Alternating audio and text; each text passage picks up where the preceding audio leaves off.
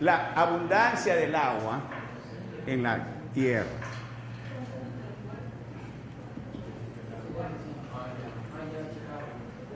A ver, ¿qué tanto tenemos de agua?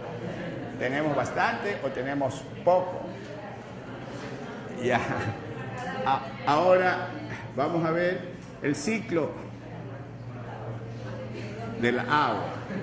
¿Cómo es que nosotros tenemos agua en la tierra y esa agua se evapora y la volvemos a obtener en forma de lluvia, ¿verdad? O sea, el ciclo del agua, ¿cómo se efectúa ese ciclo?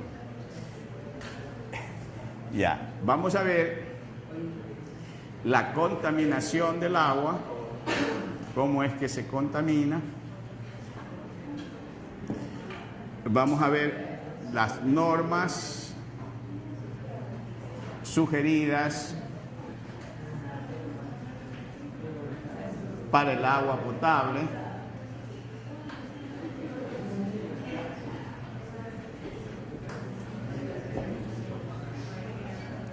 Y vamos a ver los tratamientos de agua.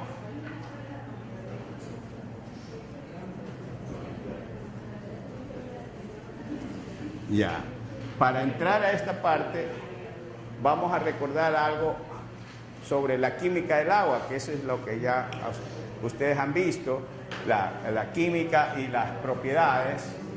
No, estos son química y propiedades del agua. Esta parte ya ustedes la han visto anteriormente. Yo les voy a preguntar cuántos tipos de agua conocen ustedes. Ya. Entonces, agua.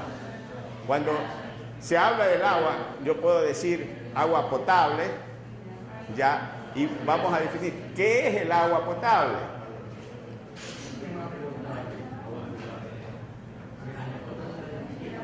Ya, después tenemos agua dura, agua pesada, y también han oído hablar del agua regia, ¿verdad? Tal vez usaron en el laboratorio agua regia. Ya, primero, veamos el agua. Cuando nosotros decimos agua, la fórmula que nosotros empleamos es ¿cuál? H2O. ¿Sí? Pero cuando nosotros decimos H2O, este H ya tiene 3 isótopos. Entonces yo en el agua puedo tener protio, puedo tener deuterio o puedo tener tritio. Puedo tener en esta agua.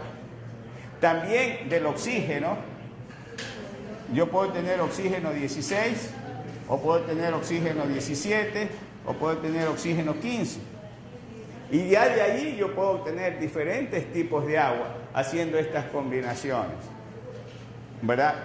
Y si tengo esas combinaciones, cada una de esas combinaciones va a tener una propiedad particular. ¿Sí? Ahora, la fórmula cuando yo digo de agua es H2O, pero la molécula, ¿cómo se configura la molécula de agua? Si yo tengo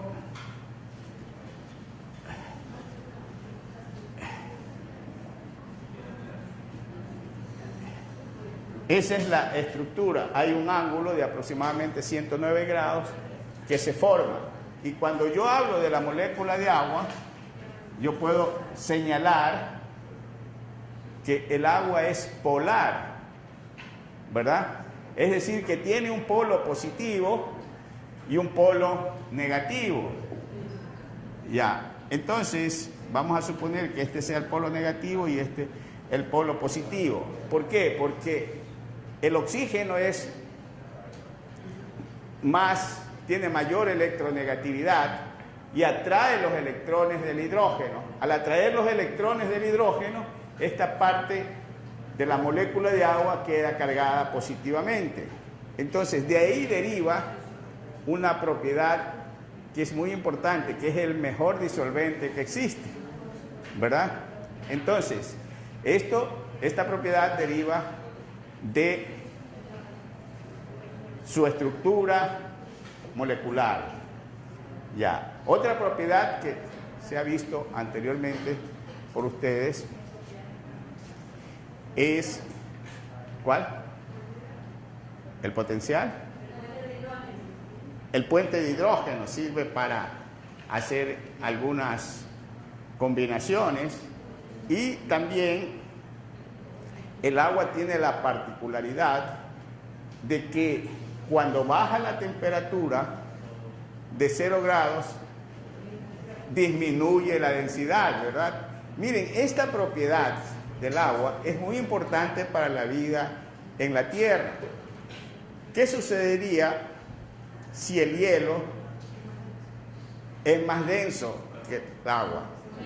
Entonces se iría al fondo, ya, y el agua en la parte inferior de los océanos, sobre todo cerca de los polos, estaría siempre helada y habría menos vida marina, ¿verdad? Entonces, esa propiedad hace que el flujo del agua desde las zonas frías hacia las calientes ya mantenga lo que nosotros llamamos el clima en las costas, sobre todo, ¿verdad? Porque hay un flujo desde el polo norte hacia el polo sur, y luego hay corrientes marinas que en muchos son influenciados por la densidad del agua.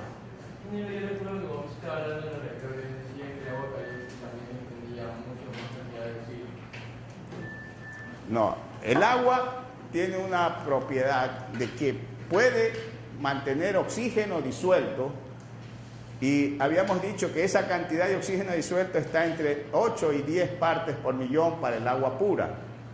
Generalmente está entre 8, 9, ya 10 es muy poco, pero puede existir hasta esa cantidad. Si el agua se calienta, lo que hemos dicho es que esa cantidad de oxígeno en el agua disminuye si se calienta el agua. ¿Por qué? Porque como el oxígeno es gaseoso, tiende a salir del agua hacia la superficie y disminuye la cantidad de oxígeno, y si disminuye la cantidad de oxígeno, disminuye la fauna marina y la flora.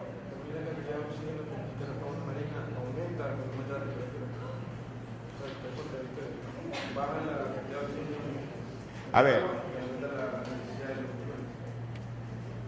lo que tú dices es para que oigan los demás, ¿no? Tú dices, si baja la cantidad de oxígeno en el agua, ¿qué sucede? Se aumenta la temperatura, los animales necesitan más oxígeno. Y como aumenta la temperatura, también baja la cantidad de oxígeno en el agua.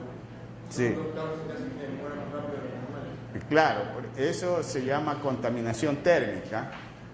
Cuando sube la temperatura del agua, disminuye la cantidad de oxígeno, y lo que tú dices es que la fauna marina necesita más oxígeno.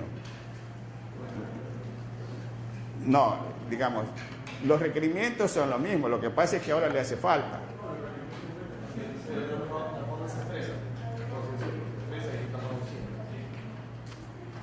Ya, digamos, si cambian las condiciones, va a cambiar los requerimientos. Ya, correcto.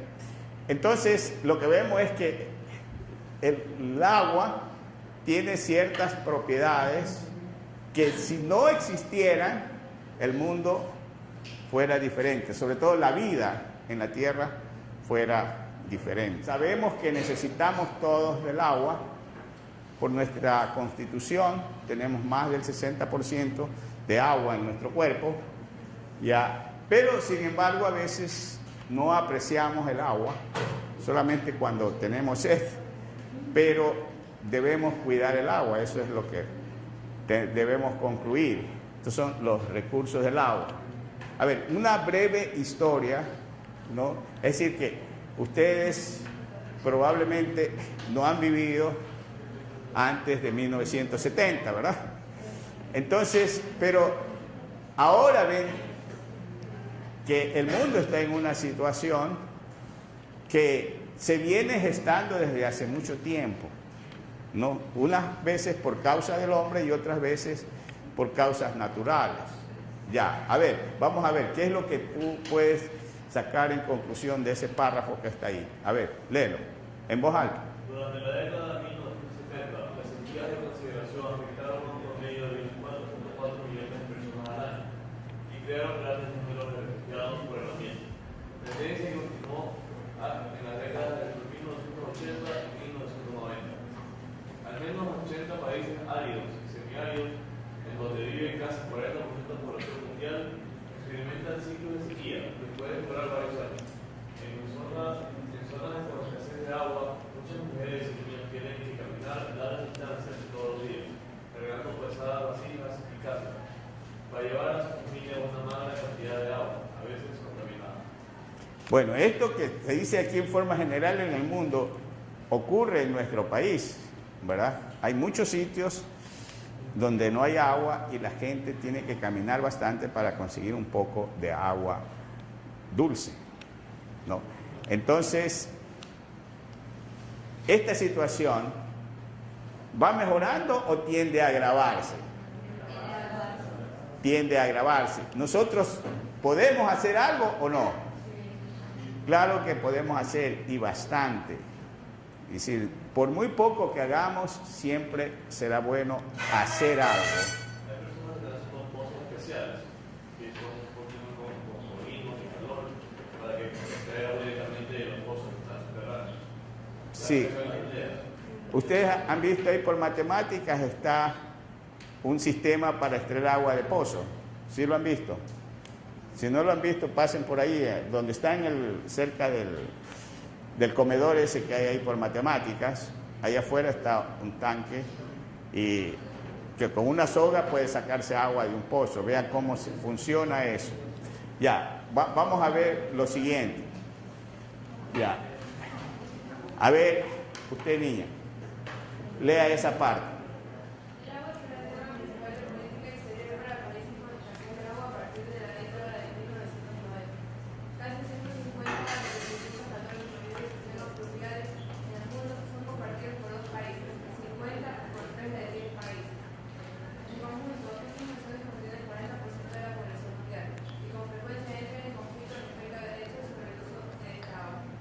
Bueno, se dice el agua va a ser más importante que el petróleo, ya, y ya ha habido conflictos, tanto internacionales, es decir, entre dos países, como dentro de un mismo país por el recurso de agua. Aquí está pendiente la ley de aguas, ¿sí?